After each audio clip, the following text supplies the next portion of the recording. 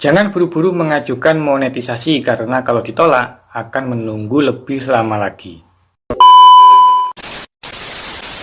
Halo sahabat YouTube semuanya, hari ini saya akan berbagi kembali seputar YouTube, yaitu tentang rambu-rambu menghindari ditolaknya channel kita dalam mengajukan monetisasi. Agar sebelum kita mengajukan monetisasi, lebih baik periksa terlebih dahulu keseluruhan video-video di channel kita untuk menghindari channel kita ditolak monetisasi karena kita telah mengabaikan beberapa kebijakan YouTube berikut ini.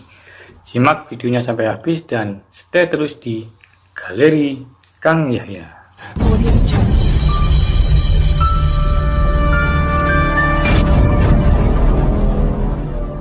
Jadi perlu diketahui kepada seluruh sahabat YouTuber pemula ya, seperti saya pada waktu itu, tidak semua channel itu ketika mengajukan monetisasi diterima dengan mudah atau diterima begitu saja sebagai partner YouTube. Meskipun video kita merupakan video original sekalipun, ketika channel kita sudah mencapai 1000 subscriber dan 4000 jam tayang, selanjutnya kita harus melewati terlebih dahulu persetujuan program partner YouTube untuk diterima monetisasi.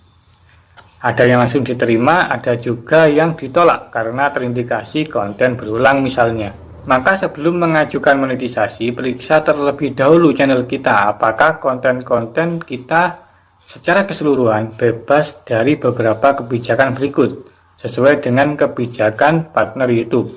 Saya akan menjelaskan secara rinci apa saja sih yang perlu diperhatikan agar channel kita mudah diterima saat mengajukan monetisasi. Baik, langsung saja biar tidak lama-lama. Jadi ada beberapa kebijakan YouTube dan lakukan tindakan sebelum mengajukan monetisasi apabila terdapat hal-hal berikut ini sesuai apa yang telah saya lakukan pada saat itu. Jadi kebijakan yang pertama itu adanya konten yang tidak memberikan komentar original atau nilai pendidikan yang signifikan. Dilihat dari penjelasan seperti itu, berarti ada beberapa kemungkinan.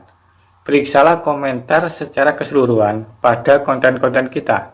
Apakah terdapat komentar spam yang melanggar pedoman YouTube? Dan mungkin juga ada beberapa komentar dari hasil sub for sub yang tidak sesuai dengan isi video kita, sehingga komentar tersebut terlihat tidak natural.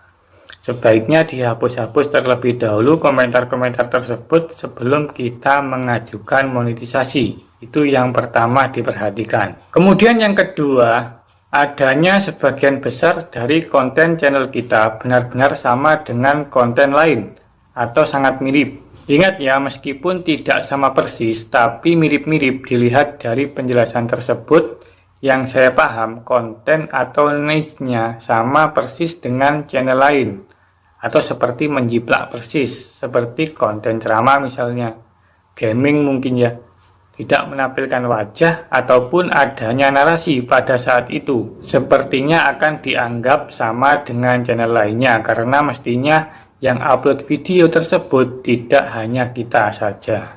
Kemudian yang ketiga, channel Anda mengupload video pihak ketiga yang digabungkan dengan sedikit perubahan sehingga dianggap tidak ada perubahan sama sekali.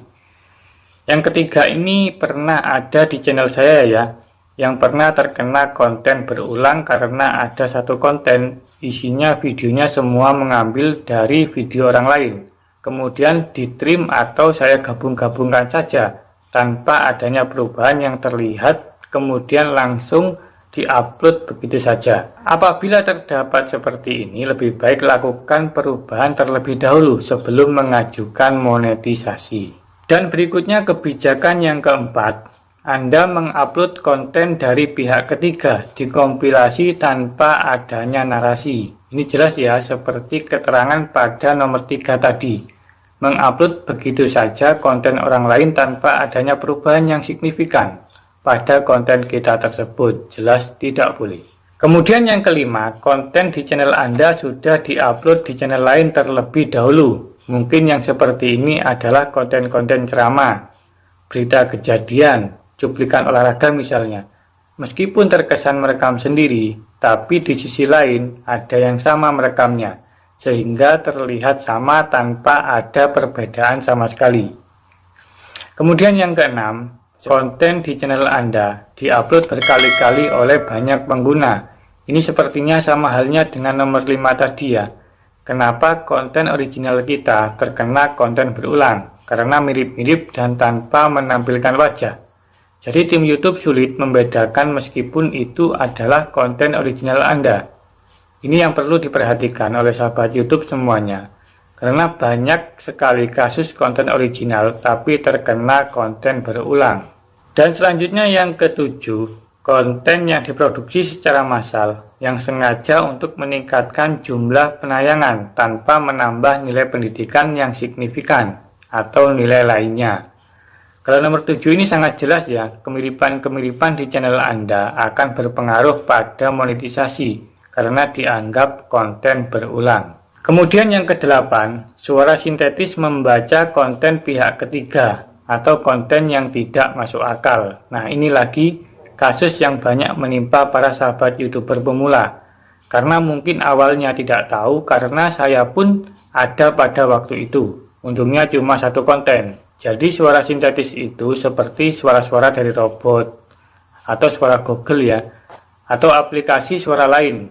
Ini jelas tidak boleh, mending pakai suara sendiri saja. Setelah itu yang ke-9, konten di channel Anda dengan perubahan minimal dari video sebelumnya ke video berikutnya.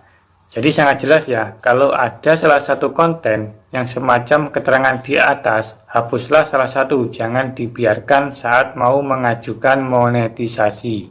Kemudian yang ke-10, konten yang berulang atau tidak beralasan tanpa nilai pendidikan, komentar, atau narasi tambahan. Itu tentunya sama dengan poin nomor 9 tadi, yang dianggap konten kita berulang karena mungkin pada saat itu merekam di tempat yang sama, tanpa adanya penjelasan, komentar, atau narasi.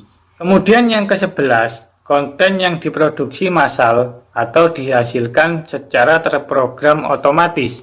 Ini sepertinya kasus saya saat itu yang membuat konten seperti part 1, 2, dan seterusnya. Sepertinya mirip-mirip, entah itu dari bentuk video, thumbnail, dan judul yang mirip-mirip itu mending diedit terlebih dahulu sebelum mengajukan monetisasi.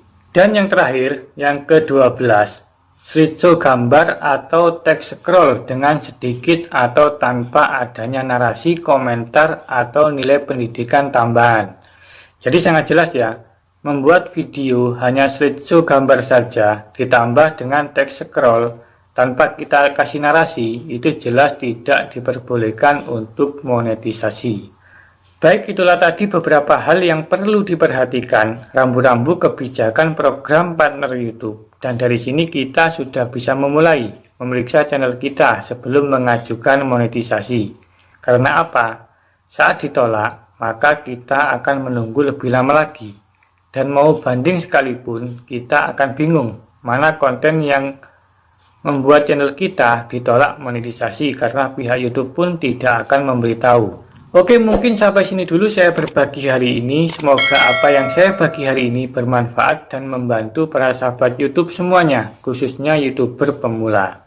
Sampai jumpa lagi di konten-konten berikutnya. Bye-bye.